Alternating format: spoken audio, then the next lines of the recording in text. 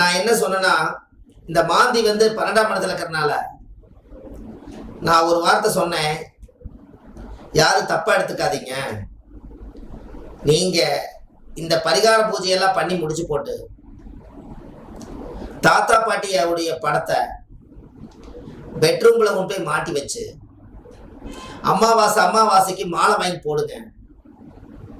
இறந்தவருடைய படத்தை பெட்ரூம்ல வைங்கன்னு சொல்லியிருக்கேன். ஏன் அப்படின்னா 12ஆம் பாவம் தான் கட்டில், 12ல மாந்தி இறப்பு இருக்குது.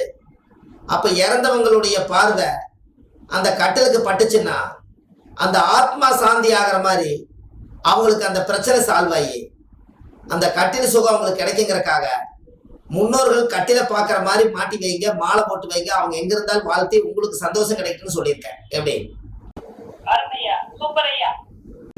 நீங்க இப்படி எல்லாம் கிரியேட் பண்ணி பார்க்கும்போது ஒரு கிரகத்துக்கு ஒரு பரிகாரம் ஒளிஞ்சிருக்குது.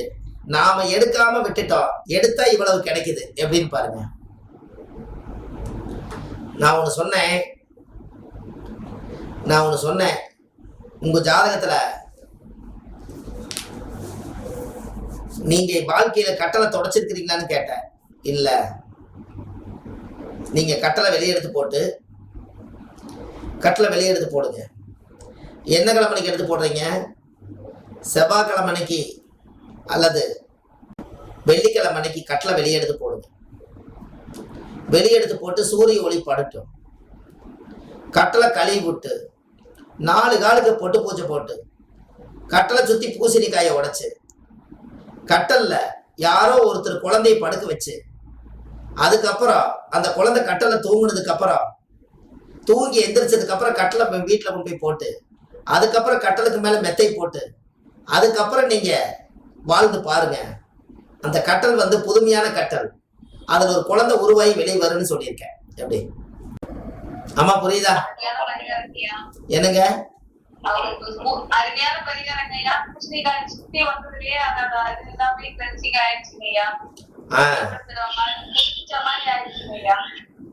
எப்படிங்கம்மா? ஆமா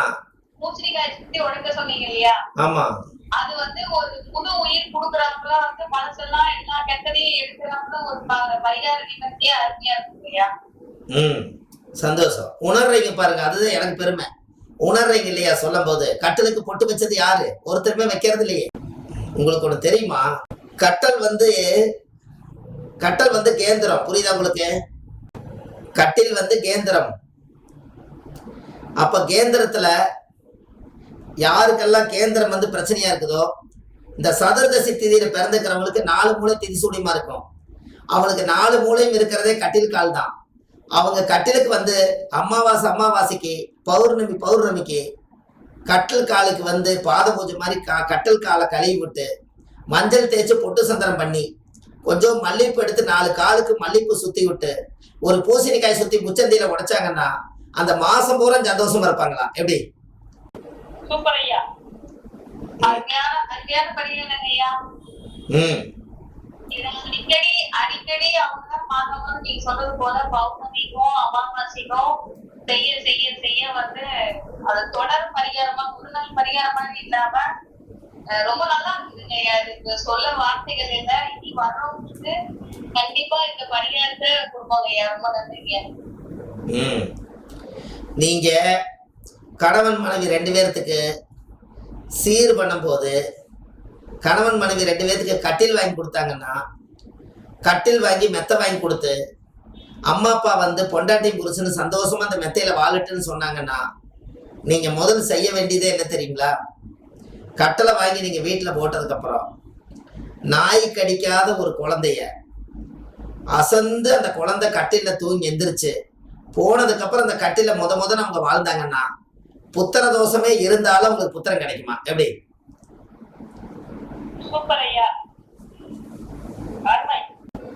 அதனாலதான் ஒரு கோயில்ல அன்னதானம் போட்டாலும் கூட, ஒரு பொங்கல் வச்சு சாமி கும்பிட்டாங்க கூட, கொஞ்சம் முதல்ல குழந்தை கையில கொடுத்துட்டு எல்லா பக்கமும் கொடுப்பாங்க. பாத்திருக்கீங்களா? எது செஞ்சாலும் குழந்தை கொடுத்துட்டு செய்வாங்க. முதல்ல குழந்தைக்கு ஒரு வாய் போடு, அப்புறம் எல்லாத்தையும் கொடும்பாங்க. ஏன் கொடுத்தாங்கங்கிறது இப்ப தெரியுதுங்களா? பெண் குழந்தைகளுக்கு தான் கொடுப்பாங்க. அது ஒரு மகாலட்சுமி, ஒரு சக்தி உள்ள தெய்வம்.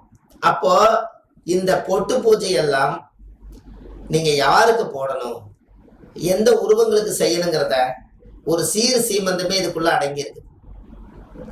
அப்போ இது உண்மையாலுமே உங்களுடைய வாழ்க்கையில நீங்க இது எல்லாமே தெரிஞ்சுக்கணும். இன்னைக்கு வாழ்ற வாழ்க்கையில இன்னைக்கு கல்யாணம் மூச்சு நாளைக்கு சுருக்குன்னு பேசிட்டா டைவர்ஸ் வரைக்கும் போயிடுறாங்க. இவங்களை எல்லாம் வம்ச விருத்தி பண்றதுக்காக கூட்டிட்டு எவ்வளவு பிரச்சனை சார். அப்போ இந்த நீங்க எப்பவுமே எல்லாரும் திதி கொடுக்க போவாங்க, நீங்க அதை தெரிஞ்சுக்கணும். திதி கொடுக்க போனா இறந்தது ஒரு பக்கம் இருக்கு, இவன் பிறந்தது ஒரு பக்கம், வளர்ந்தது ஒரு பக்கம், செத்தது ஒரு பக்கமா இருக்கு. திதி போய் எங்க கொடுப்பாங்கன்னா ராமேஸ்வரத்தில் கொடுப்பாங்க, அப்புறம் திருவனந்தபுரத்துல கொடுப்பாங்க, அப்புறம் காசியில கொடுப்பாங்க. இதெல்லாம் மக்களுக்கு இறந்தது தெரியாம இருக்கிறவங்களுக்கு பொதுவான ஸ்தலம். இங்கெல்லாம் போனா கண்டிப்பா ஆத்ம சாந்தி ஆகும். அதை விட ஆத்ம சாந்தி எங்க ஆகுன்னு கேட்டா, மின்மயானத்திலேயே நீங்க எரிச்சிருந்தாலும் கூட எந்த ஊர்ல அந்த ஆத்மாவை கொண்டு போய் புதைச்சிங்களோ அந்த ஊர் ஆத்தங்கரையில குளத்துல கொண்டுட்டு போய் பிராமணரை கூட்டிட்டு போய் அங்க திதி கொடுத்தீங்கன்னா அந்த ஆத்மா அங்க சீக்கிரமா வந்துடும். எப்படி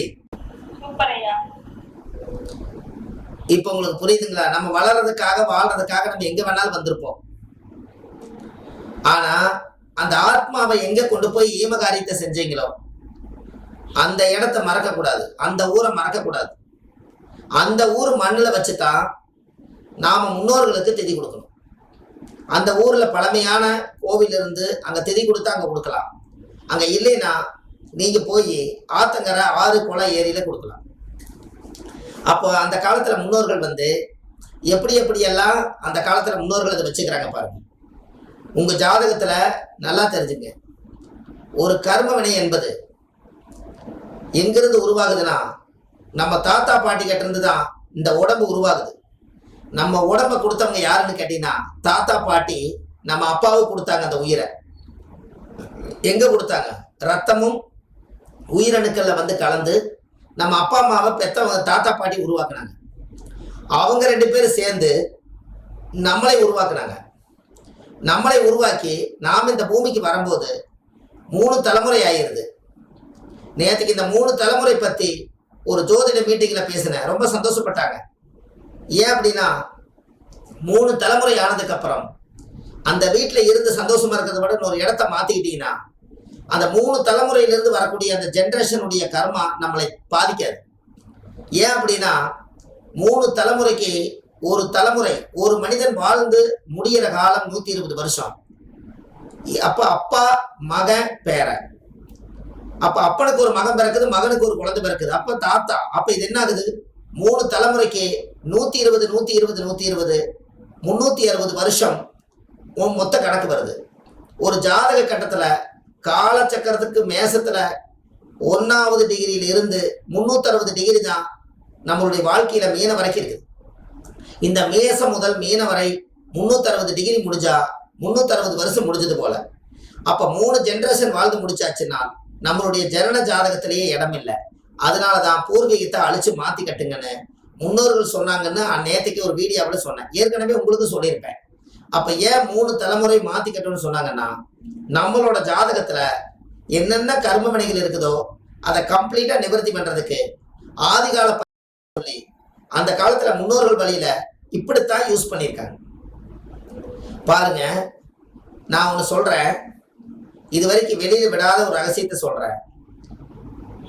யாராவது நம்ம வீட்டுல வயசானவங்க இறந்தாலும் சரி, துர்மரணம் யாராவது ஆயிட்டாலும் சரி, அதுக்கு அடையாளமா நான் ஒரு விஷயத்த சொல்றேன். அவர் எந்த நட்சத்திரத்துல அவர் இறந்தாரோ அந்த நட்சத்திரத்தினுடைய மூலிகை என்னவோ அந்த மூலிகை கொண்டு போய் குலதெய்வம் கோயில்ல கொண்டு போய் நீங்க நட்ட வச்சிருங்க. உங்க ஆத்மாவுக்கு நீங்க திதியே கொடுக்கணும்னாலும் அங்க போய் நின்று தேங்காய் உடைச்சு கும்பிடுங்க, உங்களுடைய ஆத்மா உங்களை வாழ்த்திட்டே இருக்கும். எப்படி?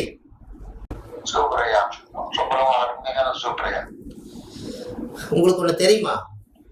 ஒருத்தர் இறந்துட்டாங்கன்னா நம்மளுக்கு என்ன, திதியை மறந்துடுவோம், கிழமைய மறந்துடுவோம், நட்சத்திரத்தை மறந்துடுவோம், அடப்பை மறந்துடுவோம், ஈமகாரியம் செய்யறதுக்கு மறந்துடுவோம். இந்த குலதெய்வம் என்பது யாருன்னு கேட்டீங்கன்னா, நம்ம 7 தலைமுறையில முன்னோர்கள் கட்டி வச்சது குலதெய்வம்னா 7 பித்திருக்கள்ல யாரோ ஒரு பித்திருக்கள் தான் நம்மளுடைய குலதெய்வம். அது சாமிங்கிறதுனால தான் நம்ம பித்திருக்களை தான் நம்ம குலதெய்வமா கும்பிடுறோம். குலதெய்வம்னு ஒரு பொருளெல்லாம் கிடையாது. 7 தலைமுறையிலேருந்து நம்ம பிறந்திருப்போம். இந்த 7 தலைமுறையில நம்மளோட பித்திருக்கள்னு ஒருத்தர் இருப்பாங்க. அந்த பித்திருக்கள் தான் யாரோ ஒருத்தர் குலதெய்வம்னு ஒரு கல் எடுத்து வச்சு ஒரு பேர் வச்சு அதுக்கு தேங்காவில் உடைச்சு உயிர் கொடுத்து பூஜை பண்ணி சாயம் போட்டிருப்பாங்க. அப்ப நம்மளுக்கு யாருன்னு கேட்டீங்கன்னா, மூதாதிகள் யார் இறந்து போனாலும் நம்மளுக்கு குலதெய்வம் கோயில் தான் மூதாதிகள். அப்போ நம்மளோட வம்சத்துல நம்மளுக்கு ரொம்ப நெருங்கினவங்க வேண்டப்பட்டவங்க நம்ம குடும்பத்துல இப்படி யாராவது ஒருத்தர் காலமாயிட்டு வயசானவங்க காலமாயிட்டாங்கன்னா அவங்கள அஸ்தி கரைச்சி ஈமகாரியம் பண்ணி எல்லாம் கொண்டு போய் கங்கையில கடல்ல கரைச்சி விடுறீங்க. சந்தோஷம். 16 நாள் ஈமகாரியம் எல்லாம் முடியிட்டு இறந்த திதி வந்து போகட்டும். 30 நாள் முடிஞ்சதுக்கு அப்புறம் அடுப்பு தோசமெல்லாம் நீங்கினதுக்கு அப்புறம் நீங்க செய்ய வேண்டியது என்னன்னா, அவர் எந்த நட்சத்திரத்துல இந்த ஆத்மா இறந்து போச்சோ அந்த நட்சத்திரத்தினுடைய மூலிகையை எடுத்து கொண்டுட்டு போய் உங்க குலதெய்வ கோயில்ல போய் நம்ம கோயிலுக்கு போகலான்னு உத்தரவு வந்துருச்சுன்னா அந்த கோவில்ல போய் சாமிக்கு ஒரு ஓரத்துல போய் அந்த மரத்தை நட்ட வச்சுட்டு வாங்க. நீங்க 3 தலைமுறைக்கு அப்புறம் நீங்க நட்ட வச்சதுக்கு அப்புறம் அந்த மரம் ஆலமரம் அரச மரம் மாட்டு பெருசா வளர்ந்துரு. நம்மளோட அடுத்த சந்ததிகள் அதில் நம்ம பிறந்திருப்பாங்க. அவங்க போய் அந்த மரத்து நிழல்ல உட்கார்ந்துருப்பாங்க. அந்த காலத்துல மூதாதிகள் எத்தச்சோடு மரத்தை உருவாக்கி யாரோ நட்ட வச்சுட்டு போயிருக்கிறாங்கன்னு சொல்லுவாங்க. அதுலதான் மூதாதிகள் குடியிருப்பாங்க. அந்த நட்சத்திரம் தான் 27 நட்சத்திரத்துல முன்னோர்கள் வச்ச மூலிகை நட்சத்திரம் இதுதான். எப்படி இப்ப பூர நட்சத்திரத்துக்கு பலான்னு கொடுத்துருக்காங்க, பலாமரம்னு கொடுத்துருக்காங்க. அப்ப முன்னோர்கள் யாரோ ஒருத்தர் பூர நட்சத்திரத்தன்னைக்கு இறந்துருப்பாங்க. இறந்தவங்களுக்கு அடையாளமா ஒரு மரத்தை நட்ட வச்சிருக்காங்க. அந்த நட்ட வச்ச மரம் வந்து பலாமரம். அதனால பலாசுன்னு சொல்லி பலாமரம்னு சொல்லி பூர நட்சத்திரத்துக்கு நட்சத்திர மூலிகை கொடுத்துருக்காங்க. இது எங்க கொடுத்துருக்காங்க? நம்ம நட்சத்திரத்துக்கு ஜென்ம நட்சத்திர மூலிகைன்னு கொடுத்துருக்காங்க. அப்ப ஜென்ம நட்சத்திர மூலிகைன்னா நம்மளை ஜென்மமா உருவாக்குறது நம்ம பித்திருக்கள். அவங்க கட்டி வச்சதான் குலதெய்வம். அதனாலதான் நம்மளோட வம்சத்துல யார் இறந்தாலும் அவங்க உயிரோட மறுபடியும் புதுப்பிக்கிறதுக்காக ஒரு மரமா இருந்து அவங்க உயிரா வாழ்ந்துட்டு இருக்கட்டும். நம்மளுக்கு கோகை கட்டி வைக்கலினாலும் கோயில் கட்டி வைக்கலினாலும் அந்த மரத்துக்கு தேங்காவில் உடைச்சு சாமி கும்பிட்டாலே எங்களுடைய தாத்தா இறந்த நட்சத்திரத்தினுடைய மரம் தான் இதுன்னு எல்லாத்துக்கும் நீங்க காமிச்சு கொடுப்பீங்க. எல்லாரும் அந்த மரத்துல போய் உட்காருவாங்க. அந்த மூதாதி வந்து ஆசீர்வாதம் பண்ணுவாங்க. எப்படி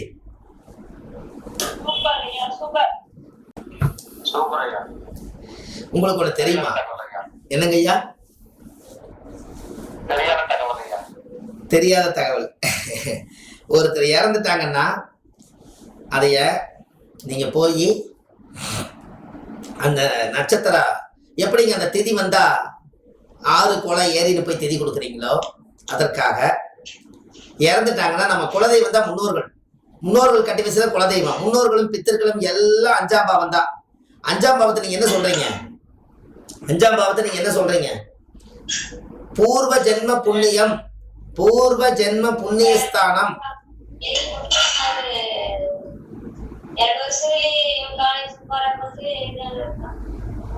ஆமா, அது இப்ப அந்த டிஃபன் எல்லாம் நீங்க சாப்பாடு போடுவீங்களாட்டு இருக்குது. கொஞ்சம் வெயிட்ல போடுங்கம்மா. அதாவது ஆமா ஆமா, அதாவது பூர்வ ஜென்ம புண்ணியம். பூர்வ ஜென்ம புண்ணியம்னா என்ன? 5ஆம் பாவம். 5ஆம் பாவம் யாரு? நம்ம மூதாதிகள் குலதெய்வம். கொஞ்சம் வீட்டுல போட்டீங்கன்னா நல்லா இருக்கு.